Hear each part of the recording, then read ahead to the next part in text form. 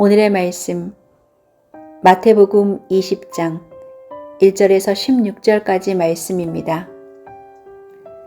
하늘나라는 자기 포도원에서 일할 일꾼을 고용하려고 이른 아침에 집을 나선 어떤 포도원 주인과 같다. 그는 품삯을 하루에 한 데나리온으로 일꾼들과 합의하고 그들을 자기 포도원으로 보냈다. 그리고서 9시쯤에 나가서 보니 사람들이 장터에 빈둥거리며 서 있었다. 그는 그들에게 말하기를 여러분도 포도원에 가서 일을 하시오. 적당한 품삯을 주겠소 하였다. 그래서 그들이 일을 하러 떠났다. 주인이 다시 12시와 오후 3시쯤에 나가서 그렇게 하였다. 오후 5시쯤에 주인이 또 나가보니 아직도 빈둥거리고 있는 사람들이 있어서 그들에게 왜 당신들은 온종일 이렇게 하는 일 없이 빈둥거리고 있소? 하고 물었다. 그들이 그에게 대답하기를 아무도 우리에게 일을 시켜주지 않아서 이러고 있습니다 하였다. 그래서 그는 당신들도 포도원에 가서 일을 하시오 하고 말하였다. 저녁이 되니 포도원 주인이 자기 관리인에게 말하기를 일꾼들을 불러 맨 나중에 온 사람들부터 시작하여 맨 먼저 온 사람들에게까지 품삯을 치르시오 하였다. 오후 5시쯤부터 일을 한 일꾼들이 와서 한 데나리온씩을 받았다. 그런데 맨 처음에 와서 일을 한 사람들은 은근히 좀 더 받으려고 하니 생각하였는데 그들도 한 데나리온씩 받았다.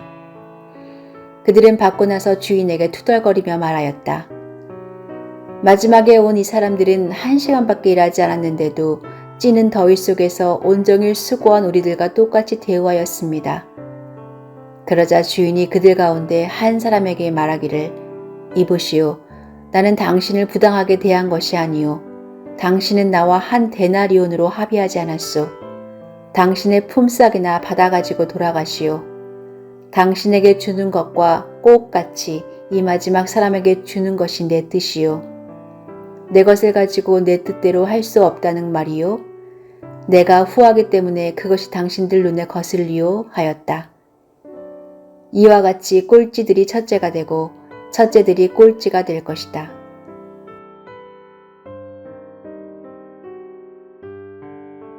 연애, 결혼, 출산을 포기한 3포 세대라는 말이 처음 유행한 것이 2011년이라고 합니다.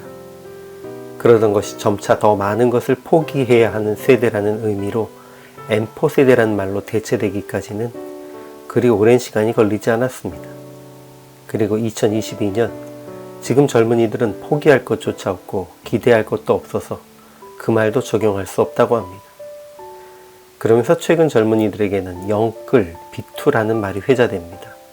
영혼까지 끌어모아 빛을 내서라도 주식이나 부동산, 암호화폐 등에 투자하고 기다린 것 외에는 앞으로 신분 상승이나 경제적 성취를 기대할 곳이 없다라는 것입니다.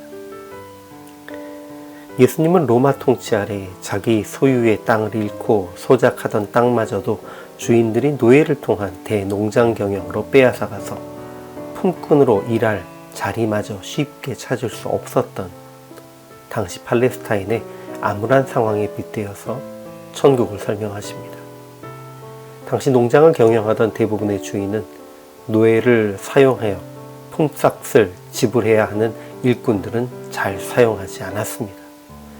그런데 천국이라는 포도원의 주인은 아침부터 나가서 상당한 품삯을 약속하고 일꾼들을 포도원에 들여보냈다고 기록되어 있습니다. 그리고도 틈틈이 장터에 나가 일을 마치기까지 1시간 전까지도 여전히 일이 없어 포기하고 있는 이들을 포도원으로 들여보냅니다. 이미 충분한 일꾼들이 있음에도 불구하고 말입니다. 그리고 해가 질 때에 그들 모두에게 일한 시간과 관계없이 하루를 먹고 살 수 있는 품삯을 지불했습니다. 영적인 의미로 해석하면 천국의 주인이신 하나님은 끝까지 포기하지 않으시고 모든 이들을 살리려 하신다라는 의미입니다.